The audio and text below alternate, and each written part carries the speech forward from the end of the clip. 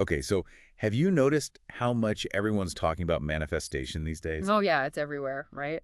Like, I even saw someone trying to manifest a parking spot the other day. Oh, wow. And it got me thinking. There's this whole idea that you can just, like, will things into existence by thinking about them. Right. It's definitely got me curious, and I bet it's got you thinking, too. Yeah. So today, we're going to do a deep dive into this popular guide to manifestation Sounds good. and see what it's all about. Maybe we'll learn how to manifest something ourselves. Yeah, maybe. What I find really interesting is how this whole manifestation thing really taps into, like our desire for control, Mm-hmm. especially in a world that often feels like really unpredictable. Yeah, for sure. It makes sense why it's become so popular. Totally. Yeah. So what does this guide actually say about, what manifestation is? Well, they define it as like bringing something into reality through your thoughts, your beliefs, and your actions. Okay. And they really emphasize that it's not just wishful thinking. It's really about aligning all those things, your thoughts, emotions, and what you actually do. So it's not just like sitting on the couch eating chips Mm-hmm. and expecting to like manifest six-pack abs. Yeah, exactly. It's definitely more of a put in the work kind of thing. Makes sense. Now, they also mentioned this thing called the reticular activating system, or like the RAS, Yes. as some sort of scientific basis for manifestation.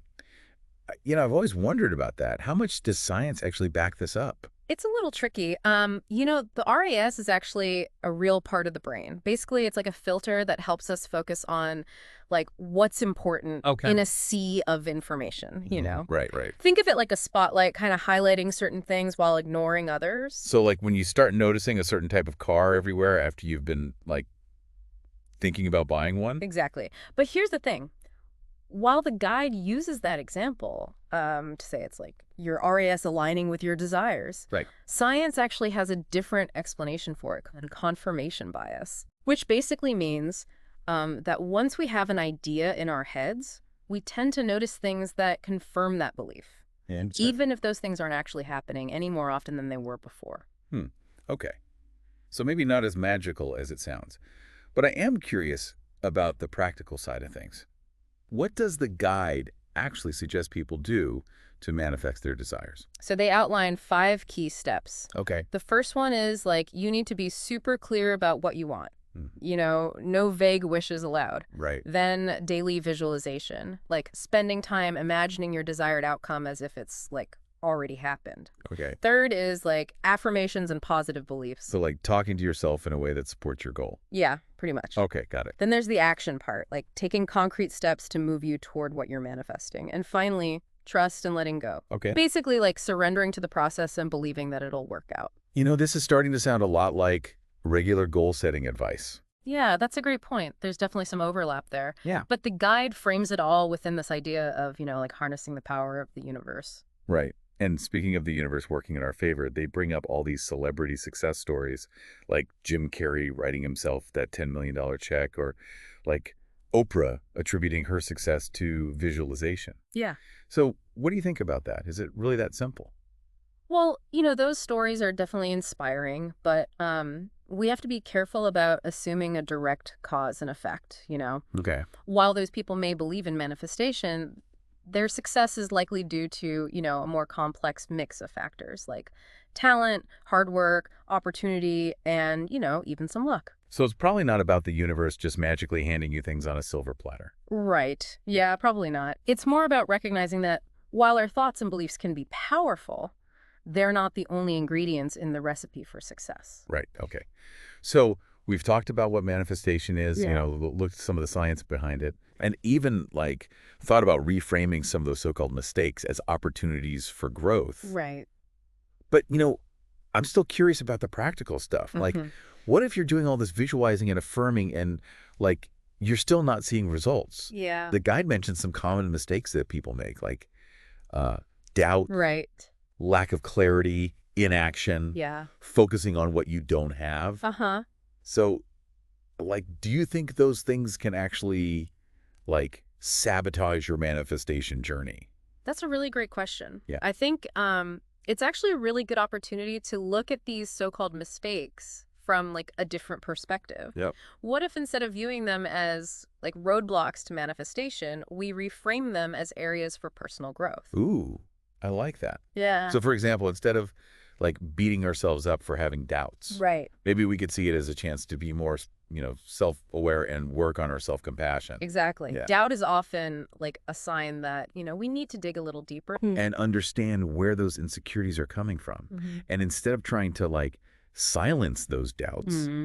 we can acknowledge them and learn to work with them. Right, right. Yeah.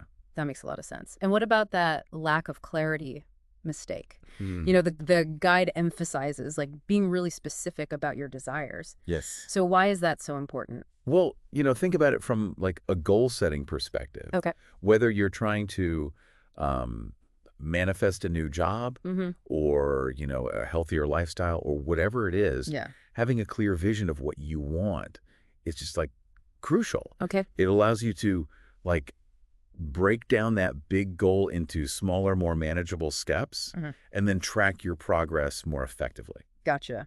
So even if we're not, totally convinced about the whole like universe thing, Right. setting, really specific and achievable goals is still a good idea. Absolutely. It Yeah. gives you direction, focus. And motivation, which are like all really essential ingredients for success, Right. regardless of your beliefs about, manifestation. For sure. Okay, so we've covered doubt Mm-hmm. and we've covered clarity. Now, what about the inaction mistake? Right. Yeah, the guide really stresses that.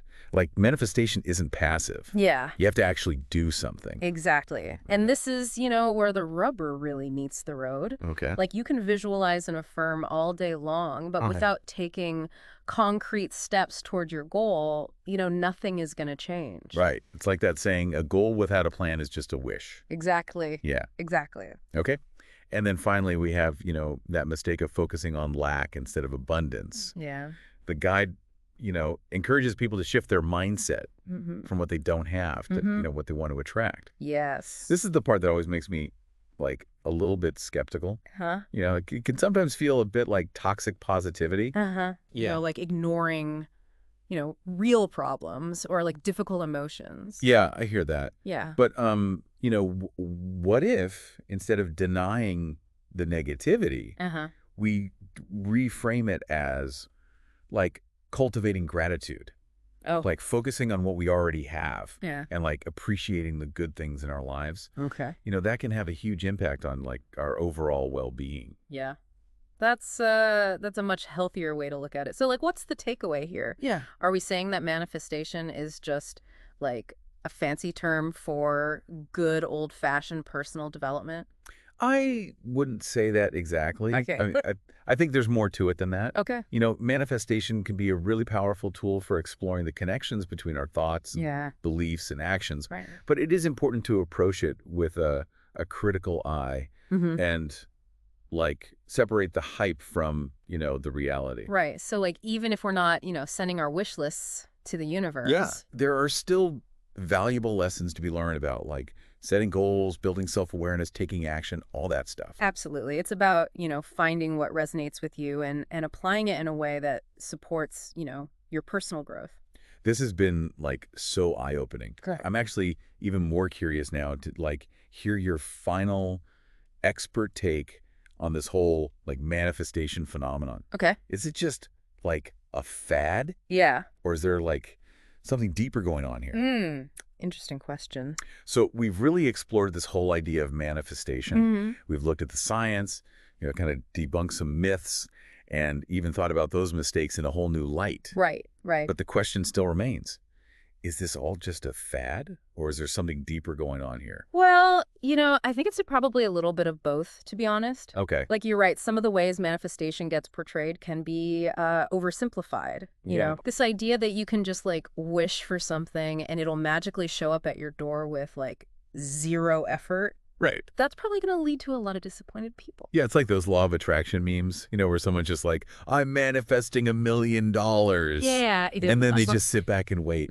Right. But at the same time, I think the fact that so many people are interested in manifestation does say something about, what we all crave, like that need for a sense of control. Right. Especially when so much of life feels totally random and out of our hands. That makes sense. I think deep down, we're all kind of looking for a little hope, a little sense of possibility. Yeah. And that's not a bad thing, even if the how of it all is a bit more complicated than, some people make it out to be. Definitely. So maybe the real value isn't about, like, the magical thinking part. Right. It's more about taking a look at our beliefs, working on a positive mindset, and, actually taking steps towards our goals.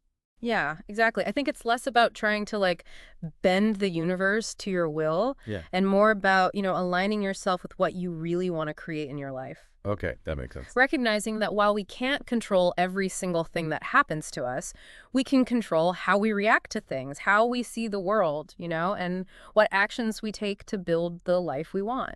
That's a really empowering way to think about it. Yeah, it is. And, at the end of the day, I think that's the most important thing to remember from all of this. Okay. Whether or not you believe in the universe conspiring to give you what you want, Yeah. there's real power in, having a positive mindset, being clear about what you want, and taking steps to get there. Awesome.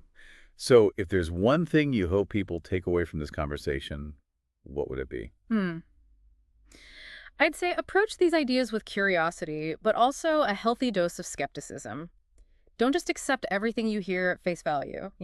Take what resonates with you, leave what doesn't, and build a mindset, a way of living that helps you create a life that feels good and reflects what you truly value. I love that. And you know what? Even if we can't manifest a parking spot, just by thinking about it, Yeah. maybe we can manifest a little more self-awareness, a little more intention, and, just a little more joy in our lives. Well, I like that. Maybe that's the real magic after all. Thanks for joining us on this deep dive, everyone. Until next time, keep learning, keep growing, and, never stop questioning everything.